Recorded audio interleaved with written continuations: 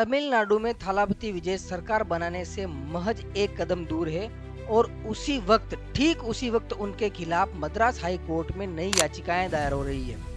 क्या ये महज संयोग है या विजय को डराने और पीछे हटाने की एक चाल है? देखिए, तमिलनाडु विधानसभा में कुल 234 सीटें हैं। अब बहुमत के लिए वो 118 सीट चाहिए। अब टीवीके ने 108 सीटें उनकी अपनी सीटें हैं 108, जो कि जीत कर सबसे बड़ी पार्टी का दर्जा उसने हासिल किया है। कांग्रेस ने 5 एमएलए का समर्थन दिया है और साथ ही अन्य पार्टियां जैसे वीसीके, सीपीआई और सीपीआई-एम ने भी समर्थन दिया है, लेकिन अभी भी स्पष्ट बहुमत साबित करना बाकी है।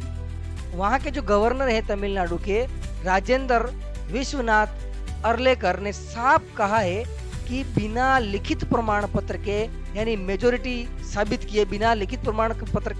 साबित किए सरकार नहीं चलेगी।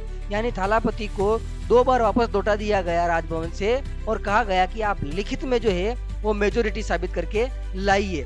प्रूफ मांगा है राज्यपाल ने। टीवीके ने बहुत बड़ी धमकी भी दी है साथ में, अगर डीएमके और एआईएडीएमके मिलकर सरकार बनाने की कोशिश करते हैं तो टीवीके के 107 विधायक सामूहिक रूप से इस्तीफा दे देंगे। यदि वो इस्तीफा देते हैं तो जो असेंबली है उसकी ताकत घटकर वो 107 हट जाने के बाद में 127 रह जाएगी, और जब 127 रह जाएगी तो इसके कारण बहुमत का आंकड़ा 64 हो जाएगा। अब आप समझिए क्रोनोलॉजी को कि डीएमके के पास में 59 सीटें हैं और एआईडीएमके के पास में 47 सीटें हैं, तो वे दोनों मिलकर आसानी से सरकार बना सकते हैं। लेकिन 107 सीटों पर 6 महीने के अंदर उपचुनाव कराने होंगे, यानी कोई आसान काम नहीं है। और अब आते हैं अपने हॉट टॉपिक पर। मद्रास हाई कोर्ट में विजय के खिलाफ दायर याचिकाएं कौन कौन सी है?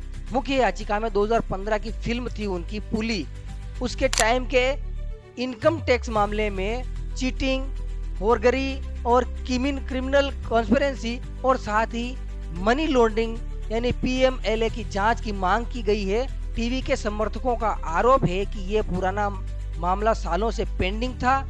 अब आप देखियो, ये मामला पेंडिंग था, ठीक सरकार बनाने के क्राइसिस के समय अचानक सक्रिय हो गया। अब यहाँ पर प्रश्न उठता है कि ये मामला जब इतने दिनों से पेंडिंग था तो अभी के अभी जब सरकार बनाने का जो क्राइसिस चल रहा है उसी समय ये जो मामला है वो क्यों सक्रिय हुआ है? याचिकाकर्ता आम आदमी है, लेकिन पीछे बड़े राजनीतिक खिलाड़ी हो सकते हैं जिनका अंदाजा आप लगा सकते होंगे, आप लगा रहे होंगे।